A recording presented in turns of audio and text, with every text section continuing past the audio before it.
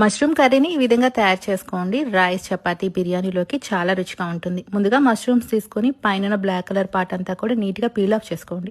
తర్వాత వీటిని శుభ్రంగా కడిగేసుకున్న 4 భాగాలుగా కట్ చేసుకోండి. వీటన్నిటిని కూడా మిక్సింగ్ బౌల్లోకి వేసుకున్నాక 1/4 table spoon salt, 1/4 table spoon కారం, చిటికెడంత పసుపు వేసుకొని మిక్స్ చేసుకుని పక్కన పెట్టుకోండి. మిక్సీ జార్లో 4 టమాటాలు, ముందుగా నానబెట్టుకున్న 10 జీడిపప్పు పొలుకులు వేసుకొని మెత్తగా గ్రైండ్ చేసుకుని పక్కన పెట్టుకోండి. బాండీలో 2 టేబుల్ స్పూన్ నూనె, తర్వాత మష్రూమ్స్ ని వేసుకొని సాఫ్ట్ గా కుక్ అయ్యేంత వరకు ఫ్రై చేసుకొని వీటిని మనం వేరొక బౌల్లోకి తీసుకోవాలి. ఇదే నూనెలో ముందుగా హోల్ బిర్యానీ మసాలాలు, అలాగే దీంట్లో కరేపాకు, సన్నగా తరిగిపెట్టిన 2 ఉల్లిపాయలు వేసుకొని ఉల్లిపాయ అంతా కూడా మంచి రంగు వచ్చేదాకా వేయించేసేసుకొని గ్రైండ్ చేసి పెట్టుకున్న టమాటా ప్యూరీని, టేస్ట్కి తగినంత సాల్ట్, 1 టేబుల్ స్పూన్ కారం, 1/2 టేబుల్ స్పూన్ దాకా ధనియాల పొడి వేసుకోండి.